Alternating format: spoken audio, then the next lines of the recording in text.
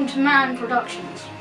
I'm going to be recounting to you today one of the most horrific experiences of my life for you to laugh at. So, let's get to it. So I just been to America for an epic family holiday in Florida. We've been on Disney World and Universal and everywhere like that. But it was finally time to come home, and we were getting the dreaded overnight flight. So after checking in and getting through the thing, this was when the first event happened. So we got given beef stew. You may not think that's a big deal, but it turns up later in the story to be quite an important thing. So the beef stew was really good actually, and it was one of the first times because I used to be a really fussy eater, so it was one of the first times I'd ever had like normal food. And so we did all the usual aircraft things like watch good films. Oh man, that was awesome! And have the guy across the aisle snoring really loudly.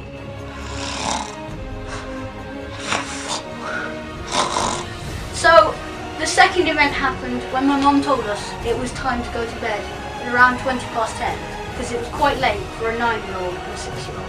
I said, wait, can we all go to the toilet first? And she said, good idea. So we went to the back of the plane to the toilet. That is the decision that I will regret. So we get to the toilets, and my sister and my mum have to go in the other one to me, so I'm in there on my own. And as the woman walks out, she just sort of goes to me, oh love, the flush is going for a little bit longer than normal. It's nothing to worry about. I thought, so what? So as I entered the toilet, I went for a pee.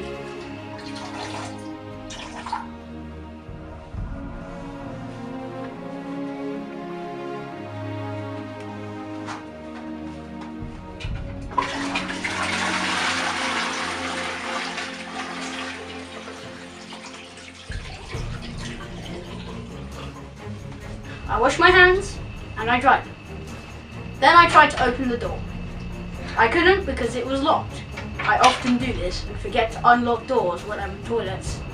And especially now after this, I get very nervous about it. So I unlocked the door and I still can't open it. And I'm like, okay, I try again. It still won't open. So I slide the knob back locked and try and open it, even though maybe it just magically reversed itself or something. I don't know. So I just keep doing that for a few seconds. Then I lost it. I was stuck in an aircraft toilet and I freaked out. And the more I thought about it, the more scared I became. So I was in there thinking, if this flush works by sucking everything out into the atmosphere, I'm running out of oxygen. I was banging and screaming on the door, and everyone in the plane must have just been like, there's a 9-year-old screaming in the toilets, what's he playing at? But for me, I was terrified, and my mum's like, Matthew darling, don't worry, you're not going to be stuck in there forever. I don't care if I'm going to be stuck in there forever, I can't breathe in like 10 minutes. So eventually, I'm sliding the lock back and forth, just like ding, ding, ding, ding, ding, ding, ding, ding, and pushing. And I would have broken the lock if it had taken literally another minute for me to get out of there. But I open the lock, my mum pulls, and I push, and the door flies open and I fall out. And it was awfully silent in the plane as everyone's looking at this 9-year-old who's just fallen out of the toilets. And it was me.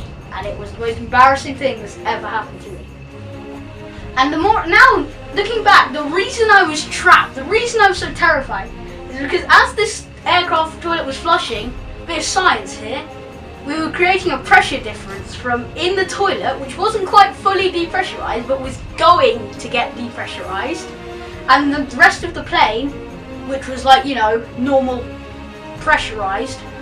So the pressure difference was literally forcing the door shut, which was terrifying. So now, after that horrific experience, we get back to our seat. And my mum's like, okay, I understand that you probably won't be able to go to bed, so how about we watch another film to try and calm down? And the film that was on, Nanny McPhee 2. Yes. So after watching Nanny McPhee 2, which did calm me down a lot, Just my mum said, right, let's go to sleep. We were lying there for about 2 minutes, or sitting there, like, you know, on a plane. And then the captain goes, hello, this is your captain speaking. We will be experiencing some minor turbulence today. And I was like, what's turbulence, Mum? It's basically, and my mum goes, oh, it's where the plane bumps up and down a bit. It'll be fine, dear. The turbulence we experienced was like, and